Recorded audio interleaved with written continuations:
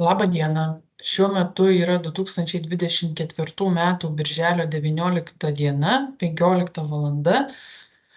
Pradedamas poilsio paskirties pastato sporto ir sveikatingumo bazės unikalus numeris 7993-6010-9002 rekonstravimo pagalbinio ūkio paskirties pastato sandėlio unikalus numeris 7993-6010-9035 kapitalinio remonto maitinimo paskirties pastato valgyklos unikalus numeris 7993-6010-9013 griovimo, poilsio paskirties pastato, sporto paskirties inžinerinių statinių, Skaisčio gatvė 24, Skaisčio gatvė 24A, Žydiškių kaimas, Trakų seniūnija, Trakų rajono savivaldybė, statybos projekto, projektinių pasiūlymų viešas susirinkimas. Aš esu Dovilė Versockaitė, projektuotojų paskirta būti šio susirinkimo pirmininkė. Šalia manęs yra architektė Vaida Kromley, projekto vadovė, kuri bus šio susirinkimo sekretorė. Informuoju, kad yra daromas susirinkimo garso ir vaizdo įrašas, pagal kurį per 3 darbo dienas skaičiuojant nuo rytdienos bus surašytas viešo susirinkimo protokolas. Taip pat visuomeniai sudaryta galimybė iki viešo susirinkimo pabaigos teikti pasiūlymus raštu ir žodžiu.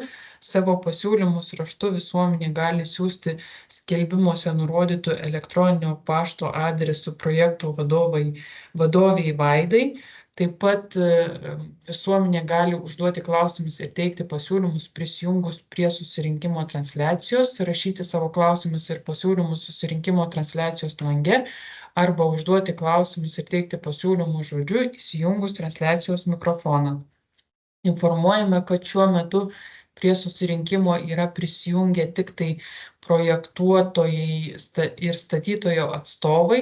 Suinteresuotos visuomenės atstovų prisijungusių prie susirinkimo šiuo metu nėra, todėl kol kas projektinių pasiūlymų sprendinių pristatymo nedarysime, nes nėra kam jų pristatyti ir lauksime prisijungiant suinteresuotos visuomenės atstovų. Taip pat informuojame, kad iki viešo susirinkimo pradžios gavome porą pasiūlymų iš visuomenės atstovų, tai juos dabar trumpai pristatysiu ir aptarsiu, kokie pateikti pasiūlymai ir ar juos atsižvelgta ar neatsižvelgta.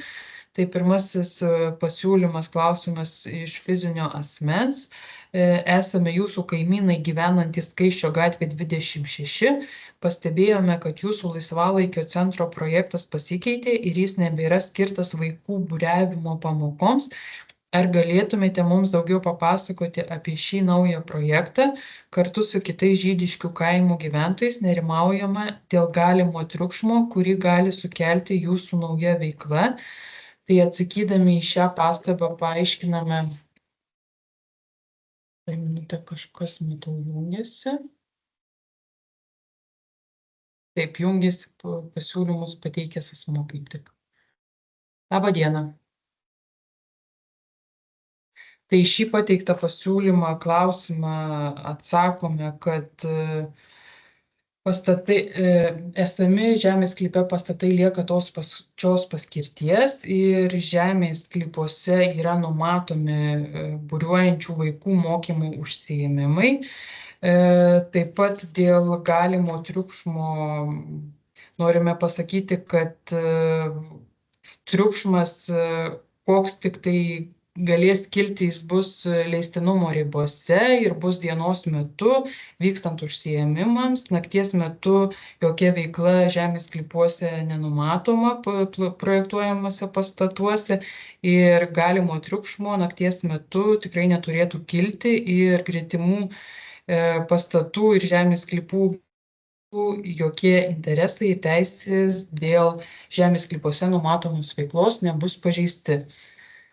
Taip, ir tada kitas pasiūlymas buvo gautas šiandien taip pat iš suinteresuotų asmenų. Tai 3 pasiūlymai. Pirmas pasiūlymas siūlo peržiūrėti ir esant galimybei poilsio paskirties pastatų laikančias konstrukcijas projektuoti ne mūro, o medinės tai yra karkasinius pastatus. Tai šį pasiūlymą yra atsižvelgta, projektinių pasiūlymų sprendiniai bus papildyti, numatant, kad šis pasiūlymas bus svarstomas statinių techninio projekto rengimo metu ir bus svarstomas klausimas ir pagal galimybės bus numatyta ar dalį, ar visas pastato laikančiasias konstrukcijas projektuoti ne mūro, o medinės, tai yra numatant karkasinius pastatus. Antras pasiūlymas, esant galimybei atsisakyti akmens masės plytelių, tinko, skardos, apdailos fasaduose, keičiant į medinių lentų apdailą.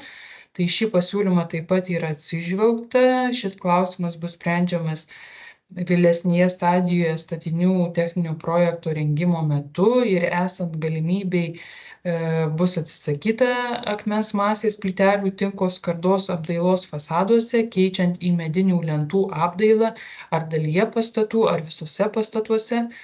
Ir trečias pasiūlymas - koreguoti varstomų langų aukštį, kad varstoma dalis būtų ne daugiau kaip 1,5 metro, tai yra esant galimybei patikslinti langų sudalinimą. Tai šį pateiktą pasiūlymą taip pat bus atsižvelgta, projektinių pasiūlymų sprendiniai bus pakoreguoti ir bus numatyta galimybė patikslinti šiuo metu numatytą langų sudalinimą, o tikslūs sprendiniai bus nustatyti statinių techninio projekto rengimo metu. Tai į šiuos pateiktus pasiūlymus taip pat bus išsamei atsakyta raštu per 5 darbo dienas, skaičiuojant nuo rytdienos. Dabar atsižvelgiant į tai, kad kol aptarėme pateiktus pasiūlymus, prie susirinkimo prisijungė suinteresuotos visuomenės atstovas, todėl dabar trumpai pristatysime pačius projektinių pasiūlymų sprendinius.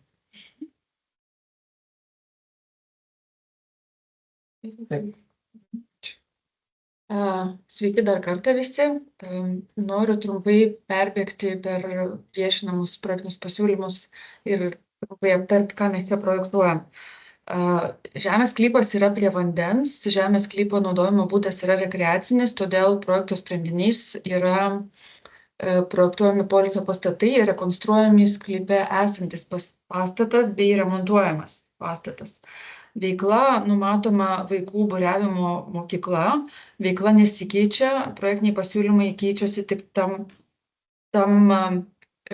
toje apimtyje, kad keičiasi architektūriniai sprendiniai. Taip, aš gal trumpai prabėgsiu per planus, per sklypo planą, pristatysiu, kas čia numatoma, ką numatome mes čia keisti. Taip, čia yra situacijos schema vietoje, sklypas yra štai šitas prie vandens. Sklype šiuo metu yra sveikatingumo komplekso pastatas, yra maitinimo pastatas, valgykla ir yra elingas, pagalbinio ūkio paskirties pastatas. Tai projekto sprendiniais matomis tokie pakeitimai. Čia vat yra esamas tas pastatas, koks jis buvo, istoriniai duomenys. Trumpa apžvalga, taip, sklypo planas. Šitas esamas sveikatingumo kompleksas, jisai yra rekonstruojamas, mažinamas vienas aukštas, sumažinama vienu aukštu ir kiti iš išorės matmenys iš principo lieka tie patys. Elingas, kuris šiuo metu yra pakankamai prastos būklės, yra kapitaliai remontuojamas, jo išorės matmenys gabaritai nesikeičia. Naujai projektuojamas yra poilsio paskirties pastatas susidedantis iš 3 korpusų. Statyba jo greičiausiai bus numatyta etapais, bet šitus dalykus detalizuosim dar techniniam projekte, o valgyklos pastatas yra griaunamas. Taip pat projektų sprendiniais suprojektuojama ir automobilių stovėjimo aikštelė pagal numatytus normatyvus ir reikiamą automobilių kiekį, gaisrinė automobilių apsisukimo aikštelė ir universali rikiuočių ir sporto aikštelės dar dvi prie vandens. Tai sklypo plano sprendiniai iš esmės tokie vat ir būtų, nebent dar kažką norėtumėt paklausti detaliau. Dabar yra atliktas arboristinis vertinimas, nes sklype numatoma šalinti keletas medžių, kurie yra prastos būklės. Tai su arboristo vertinimu irgi yra galimybė išsamiau susipažinti, jeigu kam yra aktualu.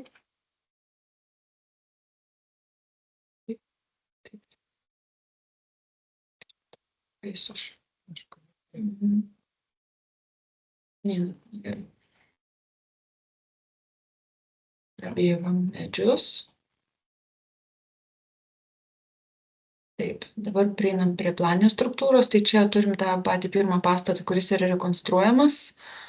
Čia pagal patalpų eksplikaciją matyti, kad projektuojamas yra kambarys, neįgaliųjų, ko anksčiau nebuvo, neįgaliųjų sanmazgas, yra įrengiamas liftas neįgaliesiem. Tarp kitko visuose pastatuose poilsio, tiek tam rekonstruojamam, tiek naujajam yra numatyta galimybė žmonėms su negalia pakliūti visus aukštus ir yra numatomi liftai. Čia antro aukšto išplanavimas. Atsiprašau, čia baldų planas, prašau. Čia yra antras aukštas mansardinis ir aš nežinau, gal tiesiog nėra prasmės labai čia apsistoti ties tais brėžiniais, nes viskas kaip ir matosi. Čia matosi išorės kontūro pasikeitimas po rekonstrukcijos. Vat pastatas buvo raudona linija žymimas, dabar jis yra mažinamas iki šitų sprendinių. Čia kad aiškumo dėliai, kaip pasikeičia pastato architektūra ir tūris mažėja. Čia fasadiniai sprendiniai, stogo planas, lentelės. Taip, čia turime E-lingą, kuris yra remontuojamas. Kaip matote, jo išorės kontūras nesikeičia. Juk esamas tvirtinamos konstrukcijos. Dalis, o čia yra naujai projektuojamas poilsio paskirties pastatas. Čia turime pirmą korpusą, kur matomi kambariai. Antras korpusas. Ir trečias korpusas. Didžioji dalis trečio yra salė edukaciniam užsiėmimam. Čia baldų planai detalizuoti, čia antras aukštas. Dar. Matau, kad rašo. Mano kolega laukiam, bet mes nematome kol kas, kad kažkas dar norėtų prisijungti prie susitikimo. Visus norinčius tikrai įleidžiame, bet kol kas nematome, kad būtų laukimo kambaryje norinčių prisijungti. Tai tada gal galėtų tie asmenys, kurie negali prisijungti, dar kartą pabandyti paspausti, nes kol kas nematome, kad kažkas norėtų dar prisijungti.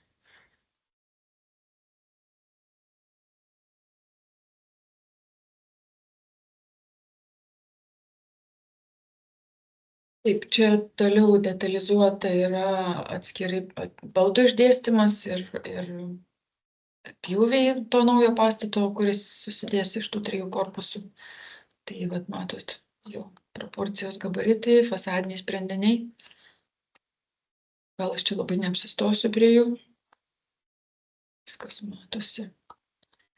Lentelės ir dar yra papildomai įdėta vaizdinė medžiaga, kad būtų galima paprasčiau suprasti tą aplinką formuojamą naujai, bet čia turbūt atskiriam failę ir. Tai aš tai darysiu. Taip pat dar noriu paminėti, kad šiuo projektu projektuojama tik tai pastatai ir statiniai, kurie yra sklypo ribose. Atskirų projektų yra numatoma įrengti lieptą, bet liepto projektas nėra šio projekto sprendinys, mes tik tai nurodom kaip į perspektyvą, kad galėtų būti įrengiamas lieptas. Taip, čia yra vaizdinė medžiaga. Bet tu kažką pakomentuosi? Ar ne?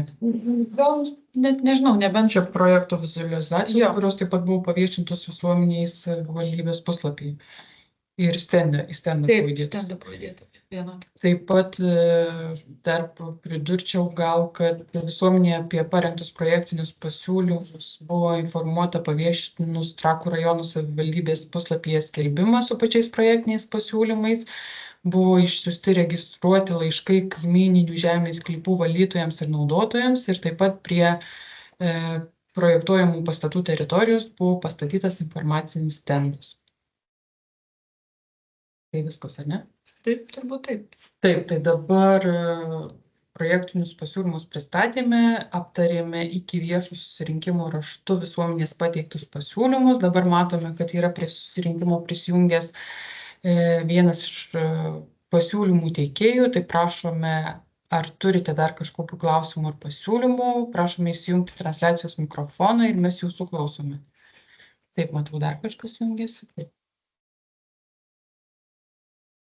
Arba galite rašyti į transliacijos bendravimo langą savo klausimus ir pasiūlymus.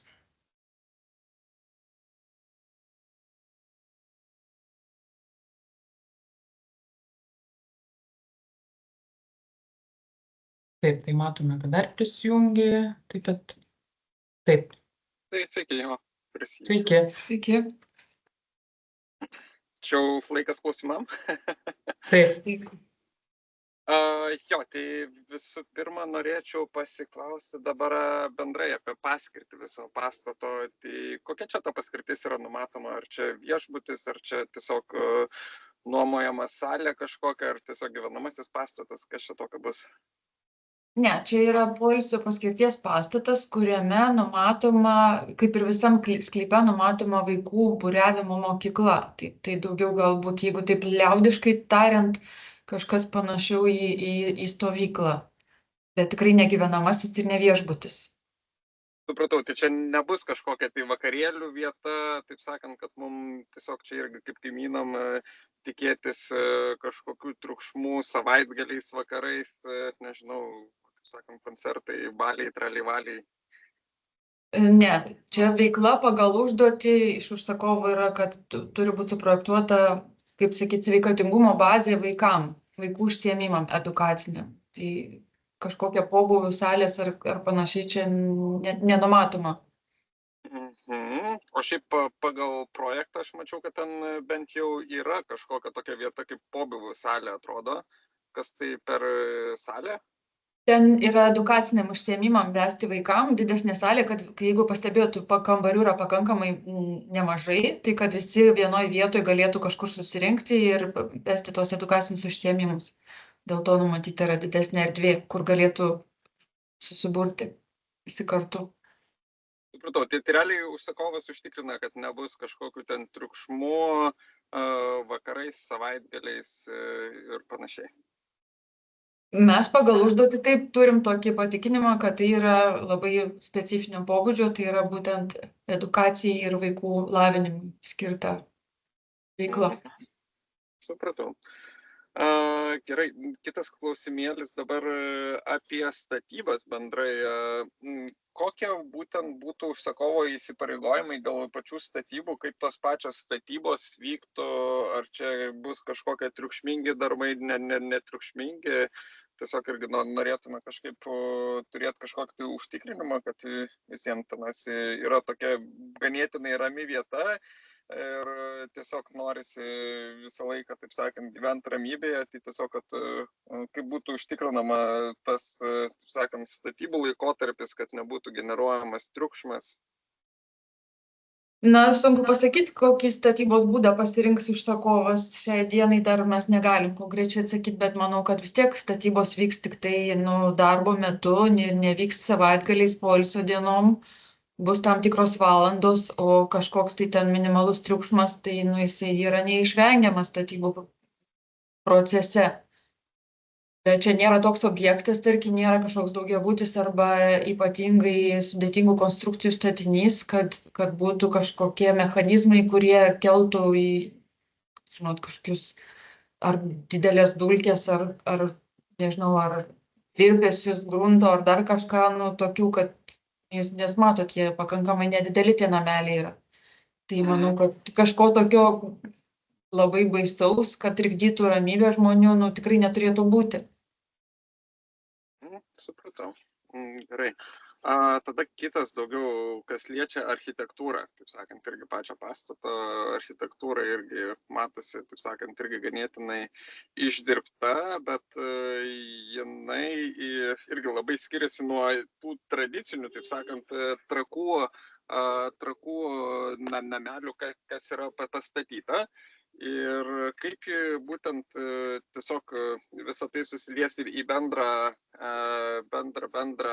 taip sakant, vaizdą, nes yra labai dideli langai ir nacionalinis parkas yra ir būtent kaip tai visą tai įsilies bendrai į visą ežero vaizdą, nes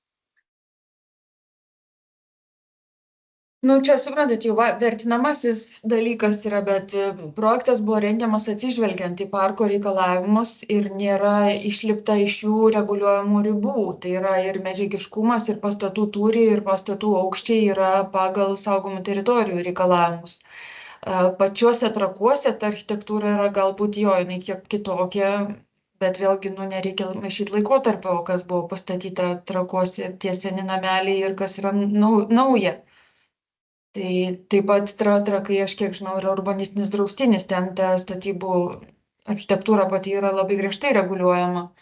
Čia mes turim. Tai jau būtent dėl to ir klausiu, nes ganėtinai tie dideli langai nelabai įsipaišo į tą, taip sakant, pačią architektūrą, visą vaizdą ir panašiai. Nu, čia matau, dar su tikslu yra tai, kad būtų daug šviesos ir būtų kaip tik tas susiliejimas labiau su gamta, kad nebūtų aklinų sienų ir nežinau, kad vaikai galėtų matyti, galėtų ežerą stebėti, vis tiek tai yra toks rekreacinio pobūdžio, pastatai rekreacinio pobūdžio, o pati architektūra, tai kaip aš sakau, čia labai vertinamojo pobūdžio mūsų nuomonė, kad tai yra pakankamai tinkamas sprendimas ir įsilieja į bendrą vaizdą. Tai. Ar dar yra planuojama peržiūrėti pačią architektūrą būtent dėl tų langų, ar čia jau galutinis projektas? Mes kaip vienas pasiūlymas buvo dėl pačių langų, kaip jis dabar ten skambėjo. Taip yra pateiktas vienas pasiūlymas koreguoti varstomų langų aukštį, kad varstoma dalis būtų nedaugiau kaip 1,5 metro, tai yra esant galimybei patikslinti langų sudalinimą. Tai šį pasiūlymą mes atsižvelgsime ir bus svarstomas numatyta galimybė statybos projektų rengimo metu dar koreguoti langų sprendinius. Supratau. Gerai, dar bendras toksai klausimas.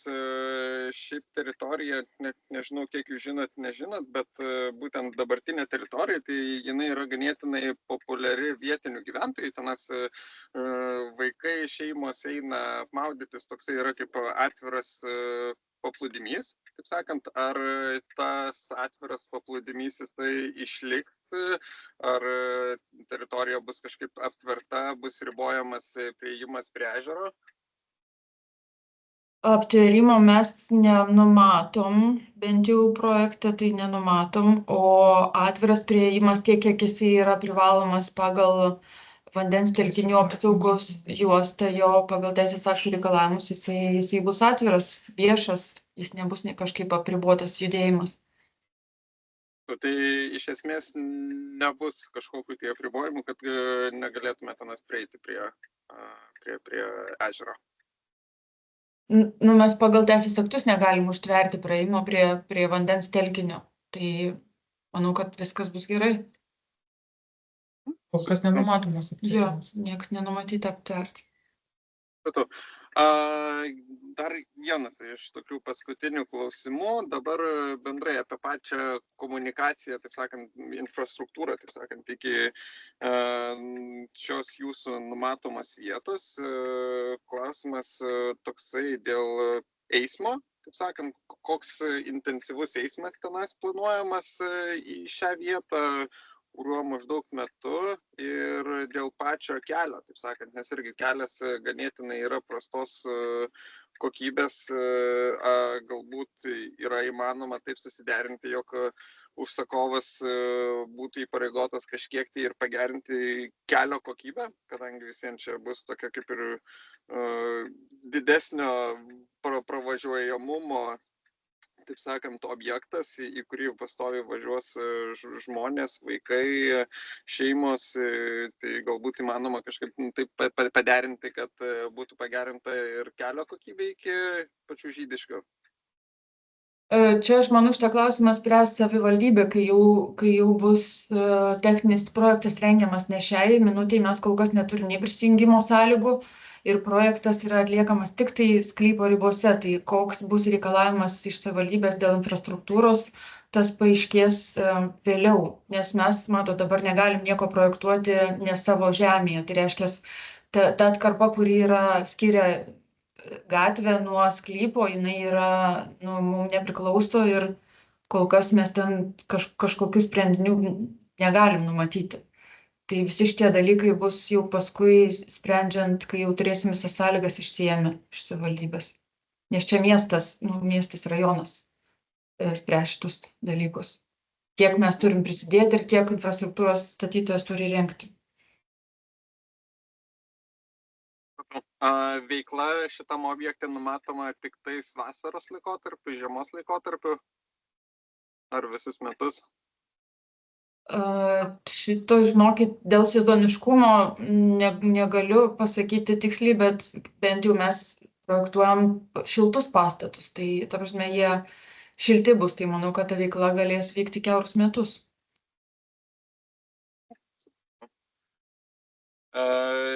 Pats, taip sakant, irgi pastatų šildymas visas geoterminis kažkoks yra numatomas, yra prisijungimas prie miesto tinklų.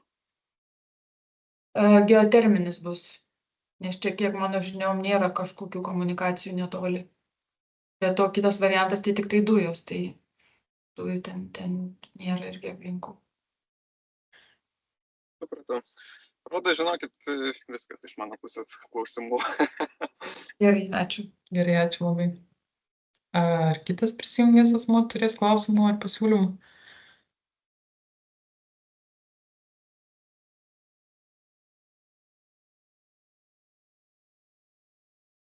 Taip, tai kol kas klausimų ir pasiūlymų daugiau neturime. Informuojame, kad viešas susirinkimas vadovaujantis teisės aktų reikalavimais vis tiek truks netrumpiau kaip 1 valandą laiko. Viešas susirinkimas buvo pradėtas 15 valandą, taigi jis truks netrumpiau kaip iki 16 valandos. Jeigu dar vėluotų prisijungti kiti visuomenės atstovai, kurie turėtų klausimų ir pasiūlymų, tai atsižvelgiant į tai, kad šiuo metu prie susirinkimo prisijungę asmenys kol kas klausimų ir pasiūlymų neturi, tai susirinkimo transliacijos nestabdome, o tiesiog laukiame toliau arba prisijungiant kitų visuomenės atstovų arba tų pačių asmenų. Jeigu kiltų kažkoks klausimas, prašom įsijungti mikrofoną arba parašyti į transliacijos bendravimo langą ir tuomet atsakysime į jūsų klausimus. O kol kas toliau laukiame.